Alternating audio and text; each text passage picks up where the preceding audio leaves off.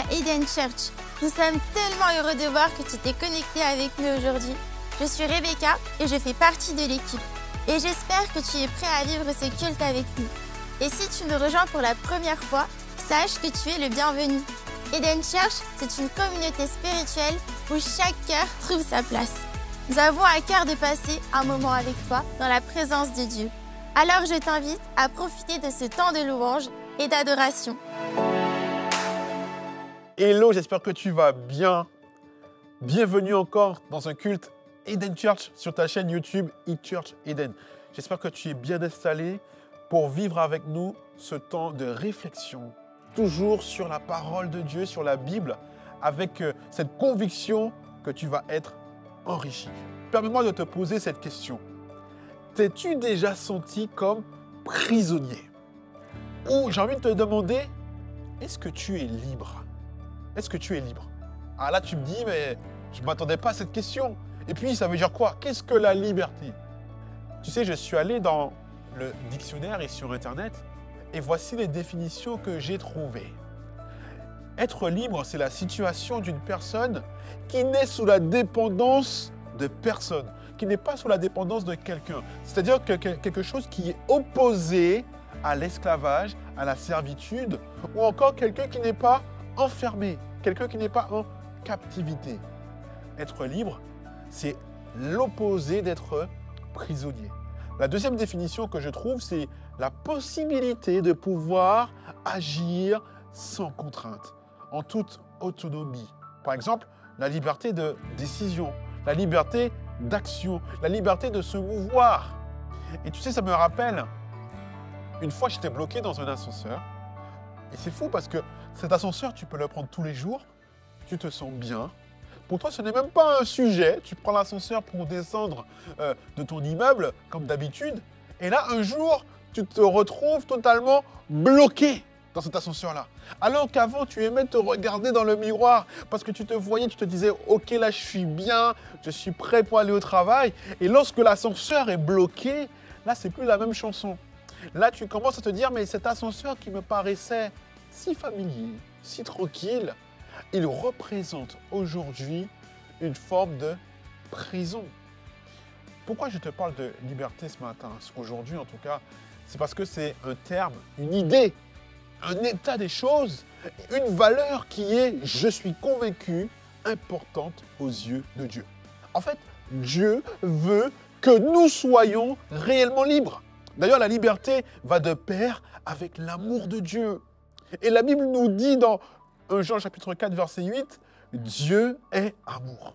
Dieu est amour. Autrement dit, dans son amour, Dieu créateur va nous créer avec une pleine liberté. Dieu n'est pas un Dieu qui va forcer à faire quelque chose. Au contraire, Dieu, c'est celui qui présente toujours deux possibilités, deux directions, deux choix. Il nous dit, je souhaite que tu choisisses la vie. Pourquoi? Parce que je t'aime. Mais dans mon amour, l'amour que j'ai pour toi me pousse à te dire, tu es libre de faire le choix que tu souhaites. Et ça, c'est l'amour. L'amour de Dieu suppose la liberté. Et lorsque tu regardes le texte de Jean chapitre 8, donc dans les évangiles, l'évangile de Jean chapitre 8, le verset 32, la Bible va dire, en rapportant que Jésus s'adressait aux Juifs, et Jésus est en train d'enseigner, comme il a l'habitude de le faire, à vrai dire. Et Jésus va dire cela. Jésus va dire, verset 32, « Vous connaîtrez la vérité, et la vérité vous affranchira. » J'ai envie de m'arrêter sur ce premier verset. Jésus va s'adresser à des Juifs qui ne sont esclaves de personne, d'accord? Et d'ailleurs, ils vont lui en répondre, « Mais Jésus, nous sommes la postérité d'Abraham.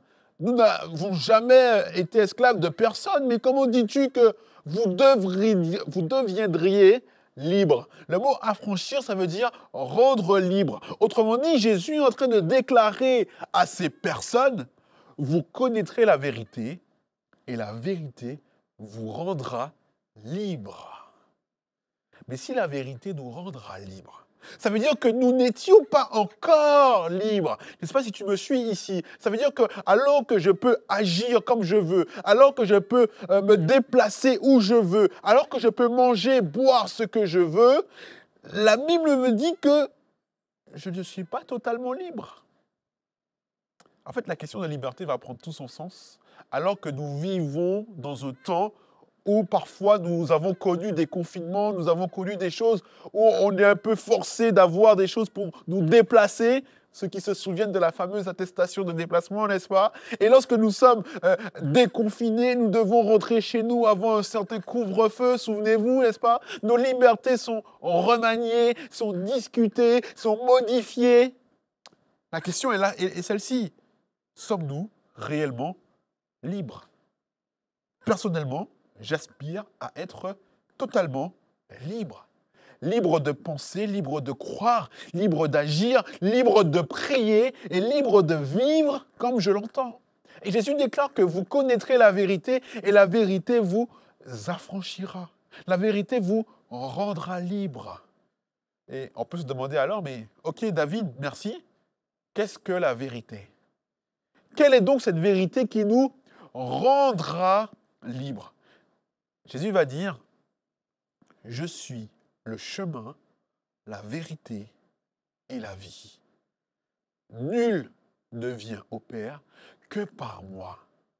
En fait, en lisant ce texte, je comprends que la vérité, c'est une personne. La vérité, ce n'est pas un concept. La vérité, c'est une personne. Et lorsque tu te replonges dans l'évangile de Jean chapitre 18, lorsque Jésus va parler à Pilate, et là tu regardes dans Jean chapitre 18, verset 37, Pilate va dire à Jésus, tu es donc roi? Et Jésus va lui répondre, tu le dis, je suis roi.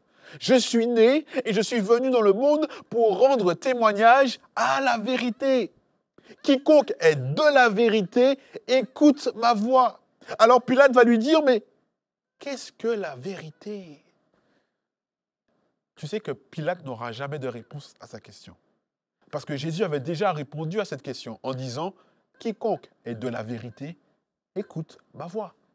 Et puisque c'est Jésus qui est la vérité. À Pilate, Jésus avait dit qu'il rendait témoignage à la vérité. Et dans Jean chapitre 8, verset 18, Jésus avait déclaré, mais je rends témoignage à moi-même. Et non seulement à moi-même, mais au Père qui m'a envoyé, je rends témoignage. Le Père rend témoignage de moi. La vérité, c'est Jésus. Si quelqu'un vient te dire, oui, je possède la vérité, j'ai la vérité, viens, je te présente la vérité, dis-lui, toi aussi. La vérité, c'est Jésus-Christ, tout simplement.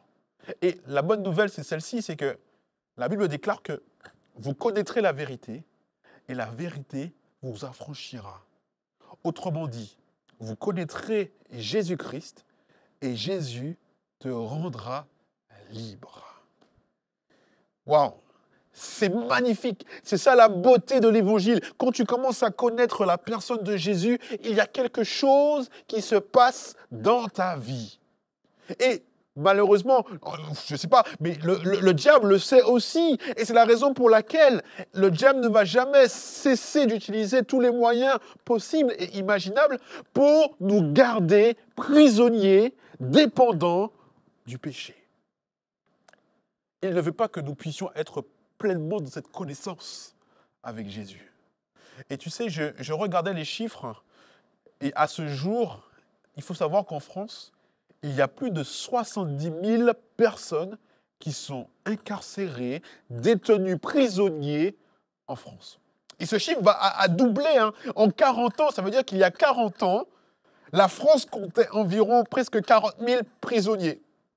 Et maintenant, nous sommes déjà à plus de 70 000 prisonniers. En fait, il y a en France environ 50 000 chrétiens protestants.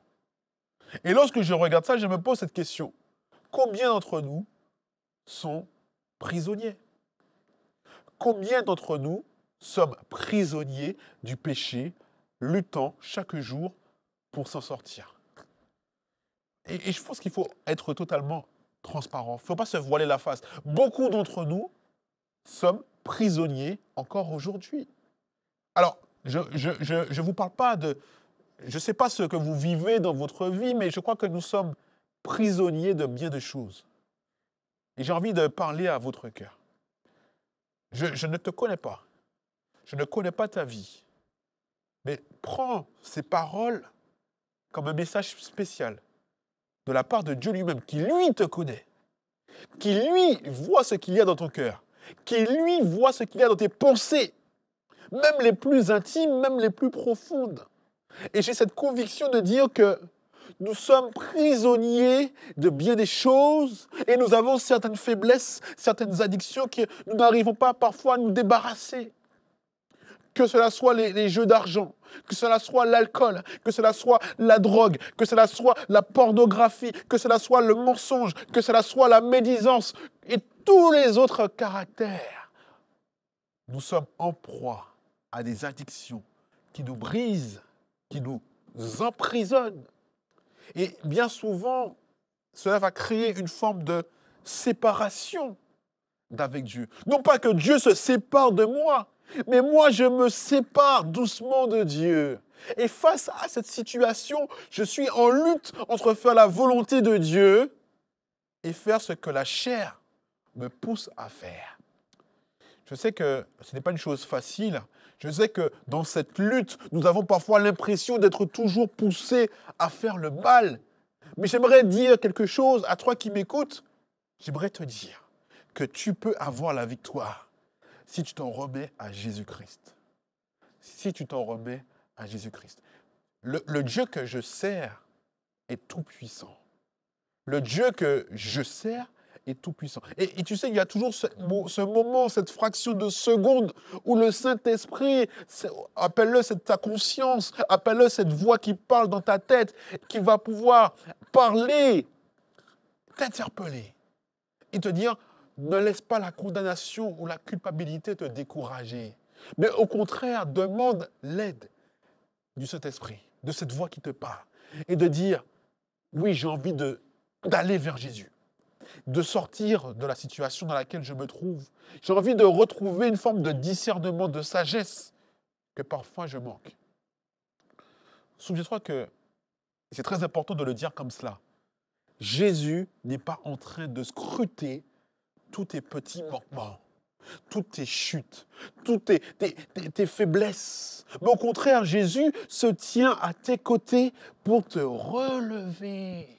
Et la Bible déclare: il n'y a plus de condamnation pour celles et ceux qui sont en Jésus-Christ. Et j'ai envie de dire amen à cela. Enfin, on oublie qu'on vit dans un monde où il y a une réalité spirituelle qui existe, où le mal essaie de nous faire tomber d'une manière ou d'une autre, de nous faire succomber d'une manière ou d'une autre, de nous attaquer d'une manière ou d'une autre.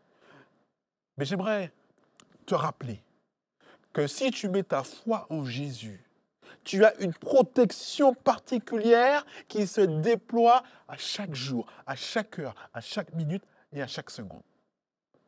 Lorsque la situation devient vraiment trop compliquée à gérer, lorsque la situation devient même insurmontable pour toi, que tu ne veux même plus te mettre même en prière, tellement tu te sens mal devant Dieu. Peut-être que c'est un sentiment que tu as déjà éprouvé.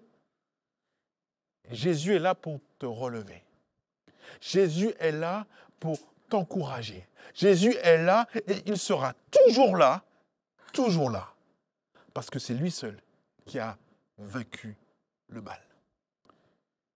Tu sais que même dans tes moments de difficulté, dans tes moments de doute, les larmes sont un langage que Dieu comprend.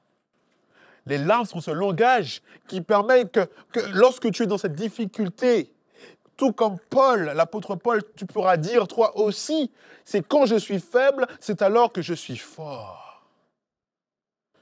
Je crois que le Dieu que je sers en tant que chrétien peut me délivrer de toute iniquité, peut te délivrer de toutes tes difficultés. La main de Dieu n'est jamais trop courte pour venir te secourir lorsque tu commences à sombrer, lorsque tu commences à subir le poids de ce fardeau. Et la question que j'ai envie de te demander, c'est: Mais est-ce que tu y crois? Est-ce que tu as assez de foi pour croire en la puissance de Jésus? Parce que Dieu n'est pas un homme pour mentir.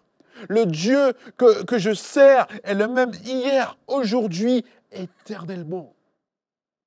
Et la Bible déclare dans Marc chapitre 9, verset 43, « Si ta main est pour toi une occasion de chute, coupe-la.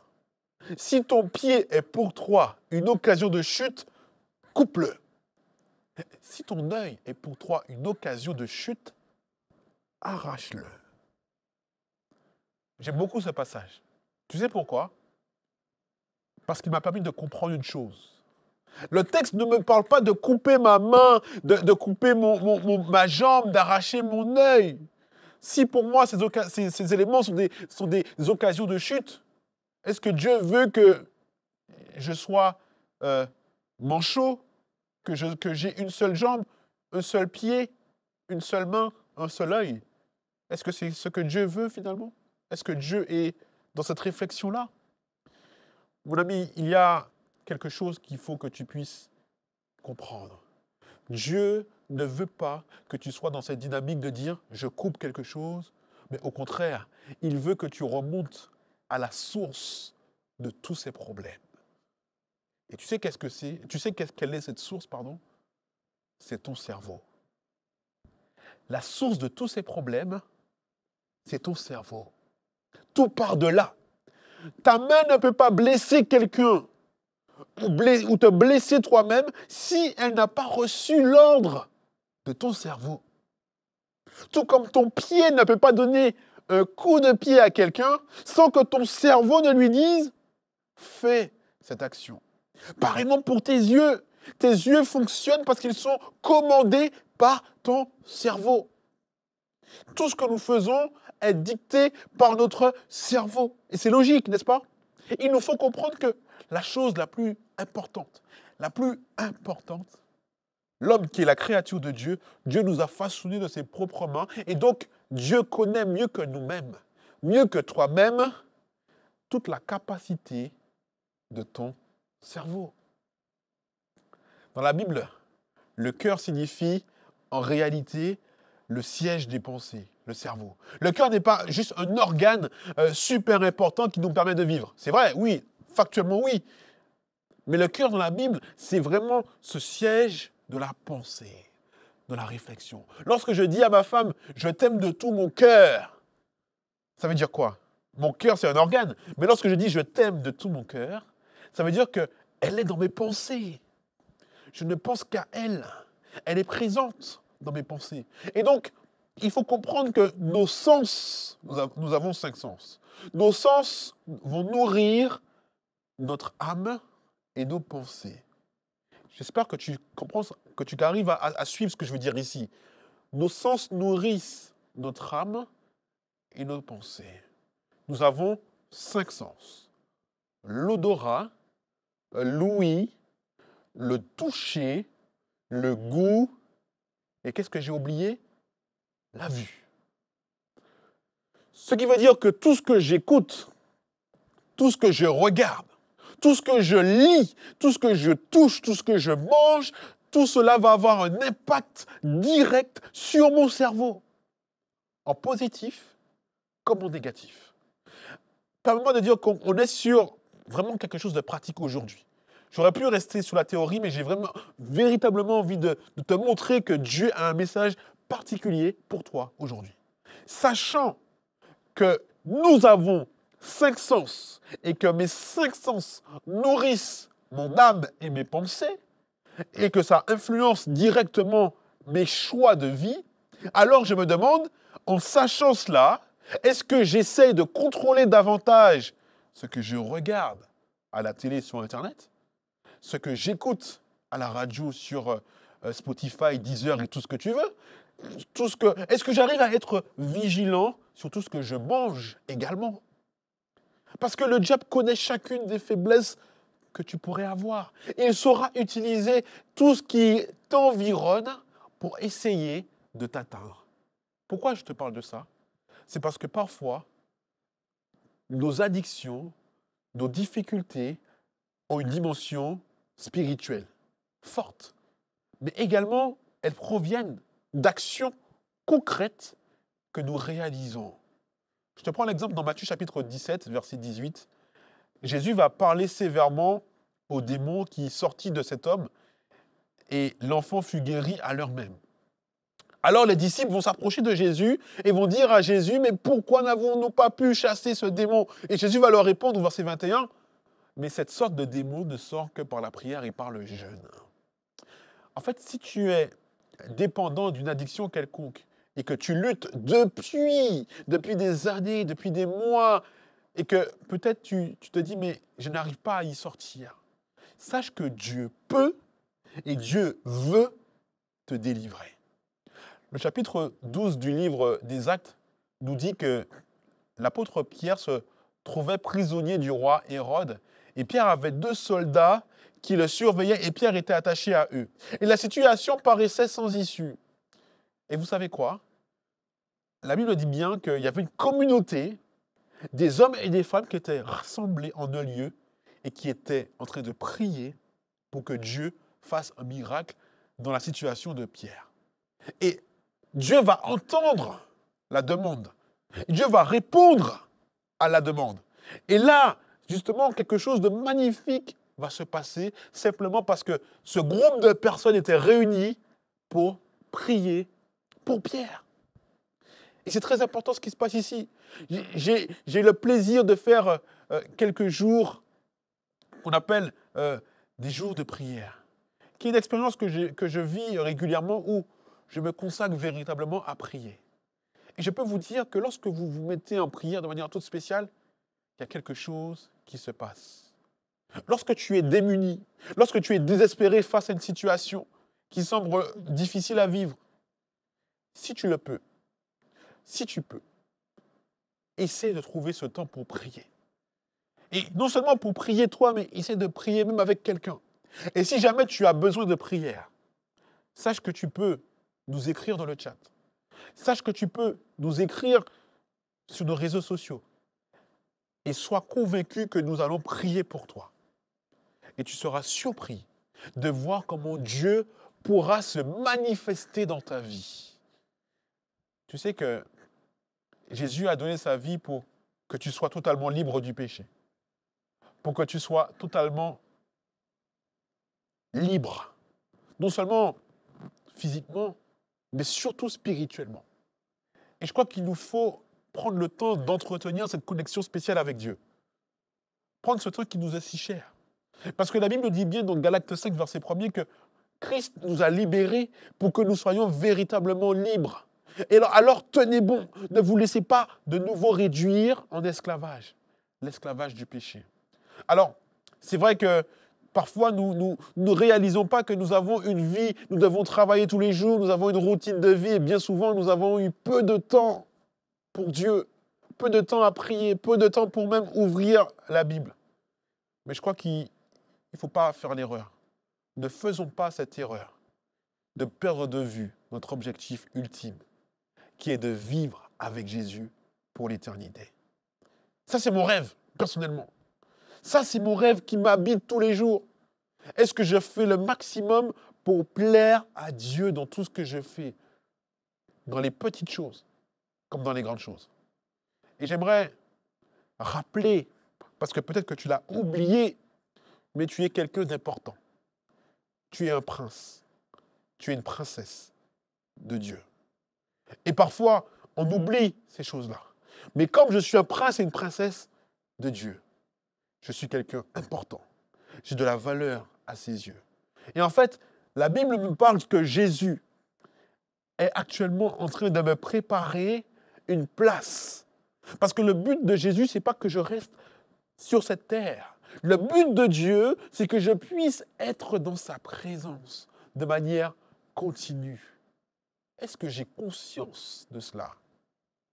Et j'aimerais conclure cette réflexion que je partage avec toi avec ce passage de Matthieu 14, verset 24, où là on retrouve les disciples de Jésus qui se retrouvent dans une barque au milieu de la mer.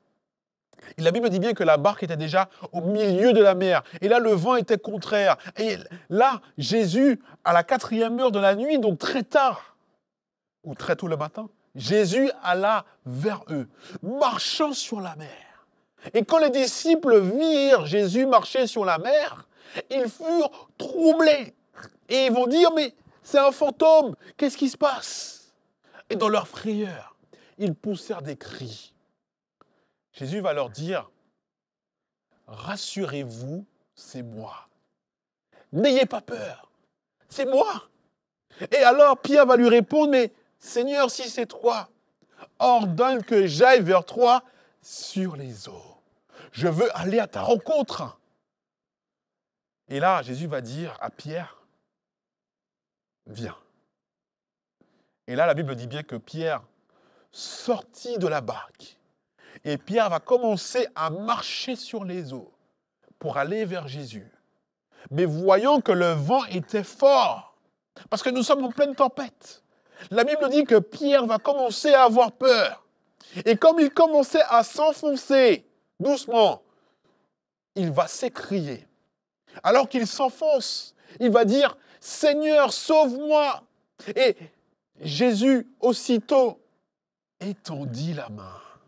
Parce que Pierre est en train de s'enfoncer doucement. Alors Jésus étendit la main et va saisir Pierre. Et alors que Jésus va saisir Pierre, Jésus se trouve sur l'eau, hein, Jésus va dire à Pierre, « Homme de peu de foi, pourquoi as-tu douté ?» Et ils montèrent, Jésus et Pierre, dans la barque. Et à l'instant même, le vent cessa. En fait, ce passage où Pierre va marcher sur l'eau, puis va couler. On a entendu parfois cette histoire et on retient surtout que Pierre, il a coulé. Mais permets-moi de te dire que Pierre est le seul disciple qui a eu la foi, qui a eu l'audace de sortir de la barque et d'aller à la rencontre de Jésus alors que la mer était déchaînée, alors qu'il y avait de quoi avoir peur, alors que tout le monde veut rester dans son confort, à l'abri, dans la barque. Pierre est celui qui a entendu la voix de Jésus qui lui dit « Viens ». Et Pierre va être le seul qui va sortir de la barque et va obéir à la voix de Dieu. En fait, tout cela pour te dire quoi? Encore aujourd'hui, il t'en revient à toi de mettre les pieds dans l'eau et d'avancer vers Jésus. Tout comme l'a fait Pierre. Ne reste pas bloqué dans cette barque. Ne reste pas bloqué dans ce faux confort alors que tu es en pleine tempête. Aie le courage de garder les yeux fixés sur Jésus afin de ne pas commencer à couler. Et la bonne nouvelle, c'est que même si tu commencerais à couler, si tu cries à Jésus, tout comme l'a fait Pierre, « Seigneur, sauve-moi !» Sois-en sûr et certain que Jésus étendra sa main, que Jésus saisira ta main et que Jésus lui-même viendra à ton secours. Parce que tu auras l'audace de dire « Seigneur, sauve-moi ». Dieu n'est pas un homme pour mentir. Alors je prie vraiment que Dieu puisse intervenir puissamment dans ta vie, afin que dans ta vie, tu puisses voir comment Dieu est bon, comment Dieu t'aime et comment Dieu a prévu des plans merveilleux pour toi. Que Dieu te garde. Et avant de se séparer, j'aimerais qu'on puisse prier ensemble. J'ai à cœur de prier pour toi. Je ne te connais pas, mais si tu es avec moi jusqu'à maintenant, marque « Yes » dans les commentaires. Si tu es avec moi jusqu'à maintenant, marque « Yes » dans les commentaires. Et si tu veux qu'on puisse prier pour toi, écris « Prière ». Écris simplement « Prière ». Je ne sais pas quelle est ta situation, mais écris simplement « Prière » et je te garantis que l'équipe Eden Church priera pour toi. Parce que nous avons à cœur de t'accompagner.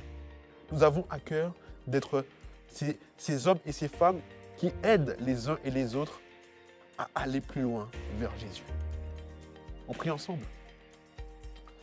Oui, Père, nous voulons, Seigneur, avoir cette force qui vient de toi pour sortir de la barque, pour aller à ta rencontre, sortir de ce confort qui nous paraît être confort, mais qui, au finalité, se retrouve parfois à être une prison. Une prison qui nous bloque et qui nous empêche d'avancer vers toi. Une prison qui nous retient et qui nous empêchent d'être totalement libres. Nous savons que tu es un Dieu d'amour. Et nous savons que dans ton amour, tu veux que nous soyons totalement libres. Alors Seigneur, je te demande d'agir dans la vie de celui ou celle qui regarde cette vidéo aujourd'hui. Et que dès maintenant, sa vie puisse être transformée. C'est ma prière au nom de Jésus. Amen. Amen. J'espère que si tu es arrivé jusqu'ici, que tu as été béni. En tout cas, c'est un plaisir pour nous de se retrouver à chaque fois sur YouTube, de partager ces réflexions qui, j'espère, te nourrissent, en tout cas, permettent à ta réflexion d'évoluer, te permettent aussi de rencontrer Dieu d'une manière ou d'une autre. Si tu veux aller plus loin, si tu veux découvrir un peu plus sur Dieu, si tu veux même qu'on puisse t'offrir une Bible, ce sera avec plaisir. Tu peux te rendre sur monespérance.fr. Et là, tu retrouveras des articles, tu retrouveras la possibilité de commander une Bible. Et ce sera avec plaisir qu'on pourra rentrer en contact aussi avec toi. D'ici là, que Dieu te bénisse et je te dis à très très bientôt.